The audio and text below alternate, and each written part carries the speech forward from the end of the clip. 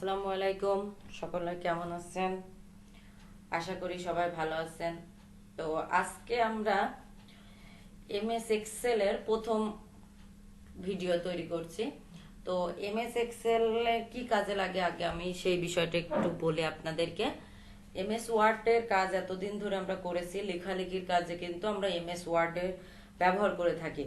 আচ্ছা, আর এক্সেলটা হলো, আমরা সাধারণত জানি যে এক্সেলটা হিসাব নিকাশ করার জন্য, ঠিক আছে? তো প্রিয় ভিউয়ার্স, এক্সেলের কিভাবে আমরা ফাইল নিব এবং কিভাবে সেই ফাইলে কাজ করব সেগুলো আমি আজকে একটু আপনাদেরকে দেখাবো, যে ফাইল নেওয়া এবং ফাইলে কি কি আছে সেই পরিস্থিতি। সো দেখেন আমি ডেস্কটপের উপরে রাইট বাটন ক্লিক করলাম, একদম সেম আপনার ওয়ার্ড ফাইলের মতো। এই যে নিউ আছে, নিউ থেকে এতদিন আমি কি নিতাম, মাইক্রোসফট ওয়ার্ড ডকুমেন্ট। এখন আমার প্রয়োজন হচ্ছে মাইক্রোসফট এক্সেল ওয়ার্কশিট। তো আমি মাইক্রোসফট এক্সেল ওয়ার্কশিটে ক্লিক করলাম। এখানে দেখেন সেম আগের মতোই ফাইলটা দেখেন এরকম করে সিলেকশন হয়ে আছে। আমি ব্যাক স্পেসে কেটে আমি দিলাম ক্লাস, সরি আমার বাংলা করা আছে, ভি ক্লাস 1, ঠিক আছে, এটা দিলাম। এবার এই ফাইলটা আমি ওপেন করব। দেখেন আমি ডাবল ক্লিক করলাম, এক্সেল ফাইলটা ওপেন হচ্ছে। তো দেখি এক্সেল ফাইলটা ওপেন হয়ে গেছে। তো প্রিয় ভিউয়ার্স, আমি পেজটা জুম করে দিচ্ছি, একটু খেয়াল করেন। দেখেন এতদিন আমরা যে পেজে কাজ করেছি সেগুলা কি আসতো, এক একটা পেজ আসতো ওয়ার্ডে। আর এখন কি আসছে দেখেন, শিট বলে এটাকে। এটাকে এক্সেল শিট বা ওয়ার্কশিট বা স্প্রেডশিট যেটা বলেন সেটা বলা হয় ছড়ানো পাতা। তো এখানে বহু সেল আছে, এই যে এইগুলা হচ্ছে কলাম, এবং এই যে 1 2 3 এগুলো হচ্ছে রো। তো আমরা রো কলাম চিনলাম, এবং রো এবং কলামের মিলিত স্থলে এই যে ঘরগুলা তৈরি হয়েছে এটাকে সেল অ্যাড্রেস বলে। তো এখন আমি যখন প্রথম একটা ফাইল ওপেন করি বা ক্রিয়েট করি, দেখেন তখন কয়টা শিট আসে। প্রিয় ভিউয়ার্স খেয়াল করেন, 1 2 3, শিট 1, শিট 2, শিট 3। এই শিটগুলো কিন্তু আমরা রিনেম করে রাখতে পারি। এখান থেকে রাইট বাটন ক্লিক করলেই এই দেখেন রিনেম। এই রিনেম করলে দেখেন এখানে আমি লিখতে পারি ক্লাস 1, ঠিক আছে। আবার এটা যদি মনে করি ক্লাস 2, ইচ্ছা আপনারা এইভাবে শিট ডিলেটও করতে পারেন। এই দেখেন রিনেম, ডিলেট, ঠিক আছে, হাইড করা যায়, ট্যাব কালার করা যায়। এখান থেকে যদি মনে করি আমি কালার করব ক্লাস 1টা, এই যে কালার করে দিলাম, দেখেন এখানে যখন আসবো এটা বোঝা যাচ্ছে যে এটা কালার করা হয়েছে, ঠিক আছে। তো প্রিয় ভিউয়ার্স, এই হলো শিটের কাজ। তো শিটগুলা আমরা অনেক শিট আবার ক্রিয়েট করে নিতে পারি। 1 2 3 আমাদের ডিফল্টে থাকে। এবার আমি যে এই তারকাটার উপরে ক্লিক করলে কি হবে, এই দেখেন শিট আবার বাড়ছে, ঠিক আছে, শিট দেখেন বাড়তেই আছে। তো আমি প্রথম শিটে থাকলাম, থাকার পরে আমরা রো কলাম চিনলাম। এখন এই রো এবং কলাম কতগুলো আছে আমরা একটু দেখব। দেখেন এটা এক ক্লিকে দেখা সম্ভব না। এখন আমি যদি এই যে এ এবং 1 এর মাঝখানে এই জায়গাটা একটু চেপে ধরে থাকি, মাউসের লেফট বাটন চেপে ধরে থাকি, তাহলে দেখেন উপরে একটা এই যে এই জায়গাটায় একটা সংখ্যা উঠছে।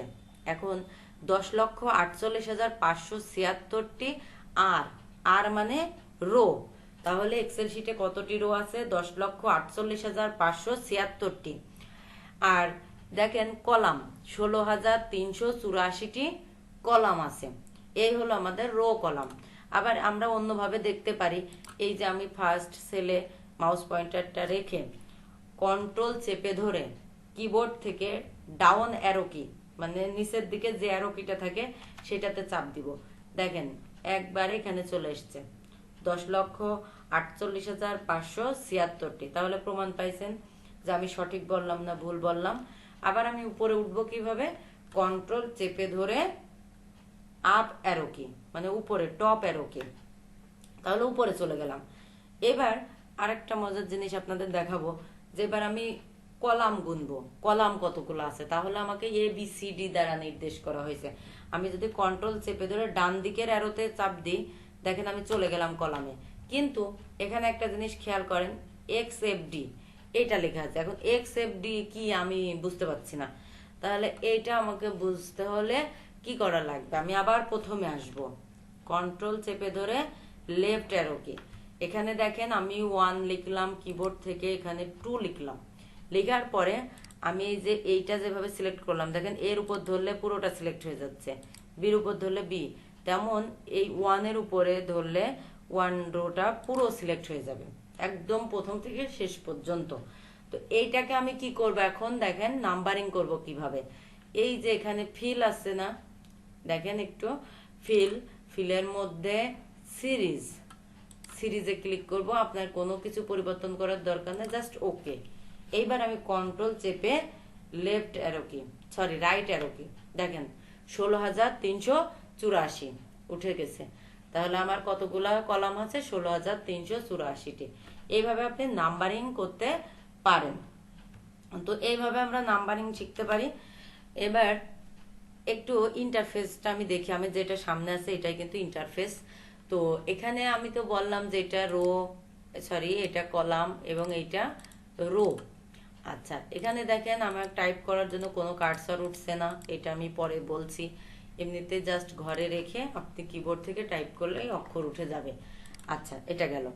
এবার কোনটাকে কি বলে আমি জাস্ট আজকে ভিডিওতে এইটুকু জানাবো যে আপনাকে এদিকে কোন ইন্টারফেসটা চেনাবো। এই যে শীটটা নিচের দিকে আনতে দেখেন এইটা স্ক্রল বার, এটা উপর নিচ করা যায়। এখানে দেখেন একটা স্ক্রল আছে শীটের এই পাশে যাওয়ার জন্য, আবার এই পাশে আসার জন্য। আবার এখানে দেখেন আমরা যেটা শিখে এসছি এমএস ওয়ার্ডে file, home, insert, page layout, কিন্তু এই পর্যন্ত ঠিক আছে। তারপরে দেখছেন ফর্মুলাস, ডাটা, এই দুইটা আবার নতুন। তারপরে রিভিউ, ভিউ সবার ছিল। ডেভেলপারটা আমার নিয়ে আসা আছে, তাই সব কম্পিউটারে থাকবে না। তো সেম জিনিসই আছে দেখেন, পেস্ট, কপি, কাট, দেখেন ফন্ট আছে, অ্যালাইনমেন্ট আছে, কিছু জিনিস এখানে ব্যতিক্রম আছে, সেগুলো আমরা শিখবো এখানে যে কাজগুলো আছে। আর এই যে নিচে A3 লেখা, এটাকে নেম বক্স বলে। নেম বক্স মানে আপনার রো কলামের নাম থাকে এখানে। এই যে A3 আছে না, এখানে দেখেন আমার এখন A3 লেখা, কারণ কি আমার এই যে A3 নাম্বারে ছিল, এই যে সেল ছিল,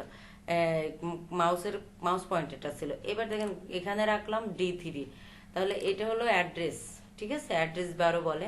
আর এই এফএক্স লেখা এটা হলো ফর্মুলা বার।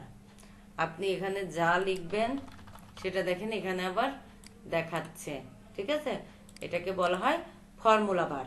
তো এখানে আমরা ফর্মুলা ফেলবো। তো প্রিয় ভিউয়ার্স, আজকে আমি শুধু পরিস্থিতি দেখাতে চাচ্ছিলাম যে কিভাবে আপনারা এই ইন্টারফেসটা একটু চেনেন, যে কোনটার কি কাজ, রো কোনটা, কলাম কোনটা। আজকে আর ভিডিওটা লং করব না, আমি পরের এসে টাইপ করে দেখাবো, এবং এখানে বিভিন্ন কাজ আছে যে কাজগুলো আমি আপনাদেরকে দেখাবো। তো সবাই ভালো থাকবেন, সুস্থ থাকবেন, আল্লাহ হাফেজ।